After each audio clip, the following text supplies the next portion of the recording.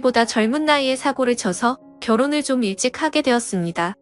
그래도 가장의 책임감으로 어떻게든 잘 이끌어가 보려고 노력했는데 난데없이 처제가 나타나면서 제 결혼 생활이 뒤틀려 버리게 되었네요.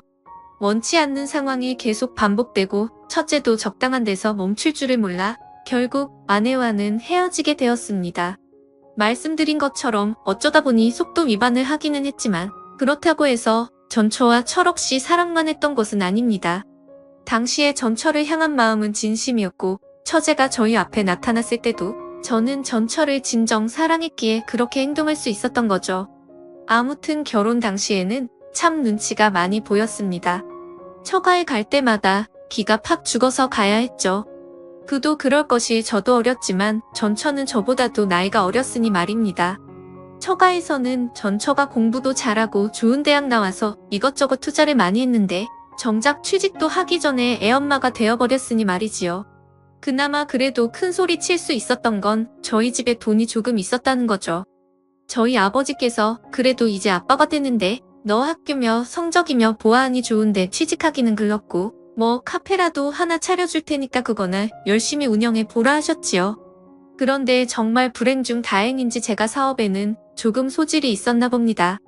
그래서 사업이 상상 이상으로 잘 되기 시작했고 제가 제 손에 떨어지는 수입이 조금 넉넉해지면서부터는 처가의 눈치를 볼 필요도 없게 되었지요. 아무튼 사업이 자리를 잡기 시작하니 저는 기세를 몰아서 2호점 오픈 준비에 들어갔습니다. 그때도 아직 30이 채 되기 전이었거든요. 그러니 자만심도 조금 있고 그래서 눈에 보이는 게 없었습니다. 그래도 진짜 하늘이 도왔는지 처음에는 가게가 잘 안 되고 반응도 없어서 큰일 났구나 싶었는데 근처에 뭐 이런저런 게 들어오면서 2호점도 순식간에 매출이 오르게 되었지요. 사업 이야기는 대충 하고 아무튼 전처한테는 당시에 아직 대학을 졸업하지 않은 3살 아래에 여동생이 한 명 있었습니다. 저도 집에서는 외동이고 처제가 애교도 많고 귀염 떠는 성격이라 그런지 첫째를 제 여동생처럼 대해주고 잘 지냈습니다. 처제가 제 가게에 자주 놀러오기도 했지요. 남자친구라고 하나 생기면 가끔씩 데려와서 저한테 인사를 시키고 그랬는데 그때마다 저도 처제한테 커피값만 내주는 게 아니라 용투도 누듯하게 챙겨주고 아니면 기세워주려고 좋은데 데려가서 밥도 먹이고 그랬습니다.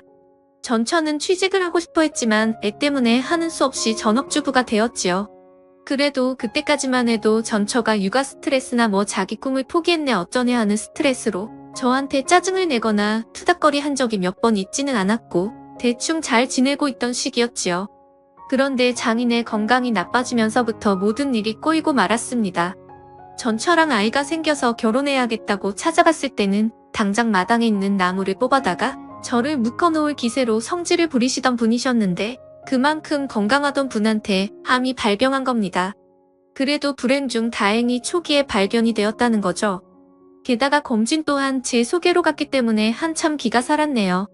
아무튼 치료도 잘 되었는데 장인이 이제는 공기 좋은 곳에서 노후를 보내고 싶다고 시골로 내려가게 되었습니다.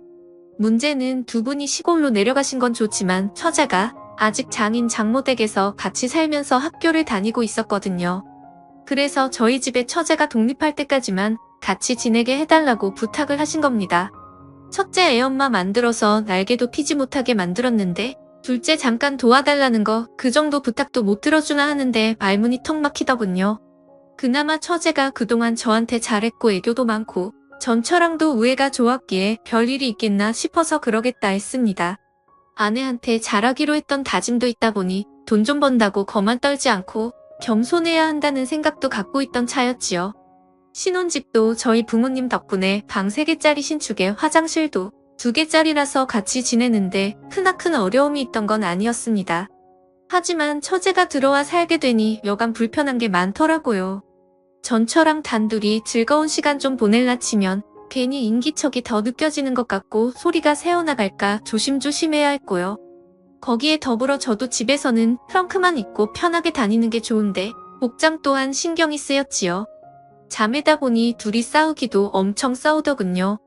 사소한 것들로 싸워서 제가 딱히 개입할 필요도 없고 그러려니 하고 있었는데 하루는 저 때문에 둘이 싸우기 시작한 겁니다. 이유가 뭔가 하고 들어봤더니 처제가 사실 집에서는 옷을 한 줌도 안 되는 걸 입고 있는답니다. 그 편이 편하니까요. 저도 이해가 되는 게 저 역시 집에서는 편하게 입고 있는 게 좋다는 주의였으니까요. 그런데 전처는 그게 못마땅했던 겁니다. 저는 사실 처제를 딱히 여자로 의식하거나 그런 것도 아니었고 오히려 외동인 저한테는 애교 많은 여동생 같은 느낌이었거든요. 하지만 전처는 그렇게 생각하지 않았던 거죠.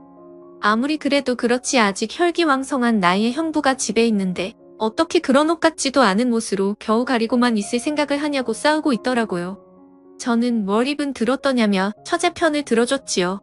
아내 편을 들지 않은 이유는 저 또한 집에서 트렁크 하나만 입고 자유롭게 돌아다니고 싶은 마음이 컸기 때문입니다. 그런데 아내는 제 이유도 듣지 않고서는 아주들 대쳤다면서 성질을 부리기 시작했지요. 아무튼 그날은 그렇게 하고 결국 결과는 나지 않고 그냥 넘어갔습니다. 당연히 복장도 처제나 저나 둘 다 조심할 수밖에 없었지요.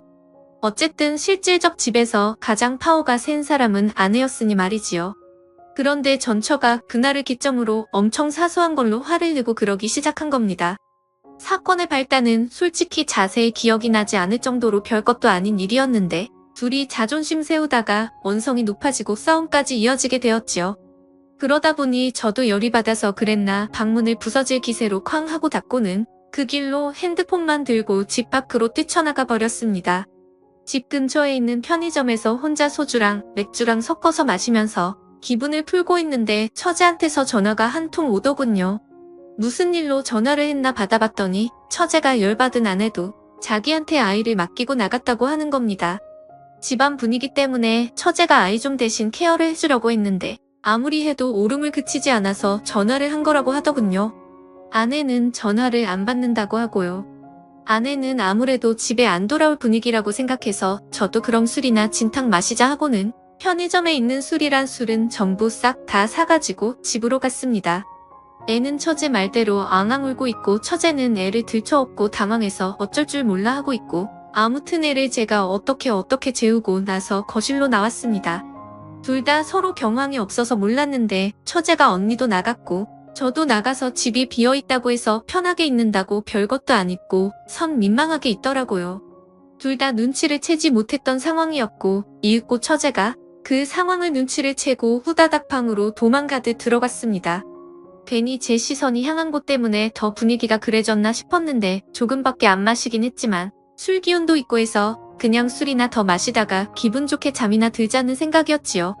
그래서 편의점에 사온 술에다가 간단한 데워 먹는 안주거리 꺼내서 저 혼자 나름 술상을 차리기 시작했습니다. 한참 다 차려놓으니 다시 아내가 원하던 대로 꽁꽁 싸매고 있는 처제가 나타나서는 형부 저도 옆에서 같이 마셔도 돼요? 하고 묻길래 그러라고 했지요. 어차피 혼자 다 마시기에는 조금 넉넉하게 사오기도 했으니 말입니다. 같이 술 한잔 나누고 있는데 처제가 자신의 언니지만 제 편을 들면서 욕도 해주고 제 기분을 많이 헤아려 주더라고요. 그래도 처제가 가족이라고 언니 편을 들어주는데 솔직히 반성도 많이 하고 그랬습니다. 처제랑은 한참 늦게까지 술을 마시다가 자러 갔고 그때까지는 아무 일도 없었습니다. 다음날 아침이 돼서야 아내가 들어왔지요. 처제가 제 기분도 많이 달래줬고 저도 더 자존심 부려봐야 뭐가 있겠나 싶어서 아내랑은 그날 화해하고 풀었습니다. 아무튼 처제가 그 당시에 남자친구가 새로 생겼어요. 매번 하는 것처럼 제가 일하는 가게로 데리고 와서 남자친구 소개도 시켜주고 저랑 같이 나가서 밥도 함께하고 그랬지요. 그런데 알고 봤더니 그 남자친구란 자식이 사실 처제랑은 진심으로 만나고 싶었던 게 아니고 그냥 어떻게 하루만 재밌게 보내고 싶었던 겁니다. 처제는 그런 것도 모르고 형부인 저한테 인사도 시켰고 했으니 자기랑 본격적으로 연애를 하고 싶어하는 사람이라고 믿었는지 그 자식한테 모든 걸 허락해버린 상황이었고요. 집에 와서 세상이 무너진 듯 울고 있는 처제의 모습을 보니 마음이 짠하더군요. 제 아들 녀석도 처제가 울어서 슬픈지 같이 울고 있고 그래서 그때 처제 달래준다고 노력 많이 했지요. 처제가 한 일주일 정도를 알아누웠는데 제가 처제 데리고 나가서 명품 선물도 하나 해주고 한 끼에 5만원 10만원 하는 밥도 사주고 있습니다. 좋은 거 받고 맛있는 거 먹고 기운 좀 차리라고 말이지요. 그런 거 다 소용없었고 저녁에 술 한잔 같이 마셔주니 그제서야 처제가 마음을 추스르더군요. 그런데 처제가 술이 좀 들어가고 나서는 세상에 형부 같은 남자들만 있는 줄 알았다. 형부는 참 믿음직스럽다 뭐 이런 이야기를 하면서 언젠가부터 자연스럽게 제 호칭이 형부에서 오빠가 되더군요. 그날을 기점으로 처제가 조금 이상해졌습니다. 전에 집에 단둘이 있을 때 봤던 그런 옷들만 골라서 입고 아내가 안 볼 때면 식탁 밑으로 제 발을 툭툭 건드리면서 장난이라는 듯 의미심장한 미소를 보낸다든지 아랫입술을 깨물고 저를 쳐다본다든지 하면서 말이지요. 어느 순간부터는 정말 작정을 한 건지 제가 TV를 보고 있으면 제 옆에 앉으려고 하더라고요. 그래서 일부러 맨 끝쪽 자리에 앉으면 아예 팔 기대는 부분 그쪽 있잖아요. 그쪽에 걸터 앉아서 저랑 그렇게 붙어 있으려고 하는 겁니다. 하다 안 되겠다 싶어서 처제한테 시간 좀 내달라고 한 다음에 처제한테 왜 그러냐고 단도직입적으로 물어봤습니다. 처제가 깔깔 웃으면서 형부 지금 무슨 소리 하는 거예요? 하고 장난스럽게 받아치는 겁니다. 제 얼굴이 다 화끈해지더군요. 제가 과민 반응을 했나 싶고 처제 딴에는 정말 별것도 아니었을 텐데 제가 괜히 오버해서 받아들인 건가 싶었지요. 같이 술을 한두 잔 마시면서 이야기를 나눠봤는데 처제는 아직도 그 남자가 그리워서 죽겠나 보더라고요. 정말 자기 인생에 그렇게 좋아해본 남자는 없는 것 같다며 자기를 갖고 놀아도 되니까 그냥 자기 옆에만 있어주면 좋겠다. 뭐 이런 바보 같은 소리를 하길래 처제한테 그건 아닌 것 같다고 딱 잘난 못을 박아줬습니다. 그러니 아주 서럽게 울기 시작하더군요. 차라리 울 만큼 울게 내버려 두는 게 맞겠다 싶어서 한참을 내버려 뒀네요. 제 예상대로 한참을 내버려 두니 처제도 지쳐버린 건지 아니면 더 이상 흐를 눈물이 없는 건지 이내 그치더군요. 처제가 조금 추스른 듯해 보이길래 술 더 마시게 해도 좋은 꼴 못 보겠다 싶어서 처제를 데리고 집으로 들어왔습니다. 아내가 처제 잘 좀 달래주고 오래서 다녀온 건데 집에 오니 아내는 세상 모르고 자고 있더라고요. 처제한테 나도 이만 자야겠다고 말하고 방으로 들어가려는데 처제가 잠깐만 도와달랍니다. 그래서 무슨 일인가 하고 방으로 들어서던 몸을 돌려 처제 쪽으로 향했는데 처제가 냅다 저를 끌어안다군요. 머리가 너무 뜨거워서 식히고 싶다고. 잠깐만 이렇게 있어 달라고 부탁을 하는 겁니다. 처제가 기댄 제 어깨에 뜨거운 눈물이 느껴질 정도로 한참 슬프게 눈물을 흘리던 처제였습니다. 그거 말고는 딱히 뭐 무슨 일이 있던 게 아니에요. 한참을 둘이 아무 말도 없이 그렇게 끌어안은 상태로 서 있었지요. 그런데 조만간 문이 벌컥 열리더니 아내가 일그러진 표정으로 내가 이럴 줄 알았다면서 첫째와 제가 부둥켜 안고 있는 그 상황을 들켜버리고 만 것입니다. 하늘에 맹세코 아무 일도 없었는데 아내는 막무가내로 나오더군요. 둘이 그럴 줄 알았다면서 있는 대로 성질을 내는데 무슨 일인가 하니 일전에 제가 아내와 대판 싸우고 첫째와 둘이 술 마셨던 그날 있잖아요. 그때부터 아내가 의심을 하기 시작했던 겁니다. 제가 사실 집에서 술을 마시는 법이 없는데 그날따라 집에 빈 술병이 한두 병이 아니었으니 말이지요. 집안일은 아내 몫이기도 했고 저도 술이 너무 취해서 뒷정리를 안 하고 잤는데 딱 봐도 그날 저랑 처자랑 단둘이서 술을 엄청나게 많이 마신 걸 알게 되었던 거고요. 아내가 아침에 들어오면서 제 사과는 받았지만 내심 그날부터 아내는 괜히 처자랑 저랑 같이 술을 잔뜩 마시고 말 못할 비밀을 간직하게 된 것이고 그 뒤로부터도 둘이서 계속 뭐라도 있다고 생각하고 있던 겁니다. 그러던 와중에 아무리 해도 사실 처자랑 저 사이에는 뭐 별게 없었으니 들킬 일이 없었던 거죠. 그래서 잘 넘어가는가 했는데 한동안 처제가 그 남자한테 차이고 저한테 끼를 부리거나 이상한 행동을 했던 적이 있지 않다 했잖아요. 그때 아내가 다시금 그동안은 들킬 걸 우려해서 저희가 조심했던 거고 아내 딴에는 이제 시간이 좀 지났으니 괜찮겠지 싶어서 다시 자기를 두고 처제랑 제가 붙어먹고 기만을 하고 있었던 거라 생각했나 봅니다. 그러던 와중에 또 좀처럼 빈틈이 없다가 이번에 아내가 먼저 저한테 처제 좀 달래주고 오라 그렇게 함정을 파놓고 자는 척을 하면서 기다리고 있던 겁니다. 자기가 집에서 자고 있으면 저랑 처제랑 그 자리에서 뭐라도 할 줄 알았나 봅니다. 처제가 아무리 설명해도 제가 아무리 이야기를 해도 아내 머릿속에는 이미 저는 처제와 선을 넘을 대로 넘은 남편이 되어 있더군요. 솔직히 더 설명할 틈도 없었습니다. 그래서 결국 이혼을 하게 되었지요.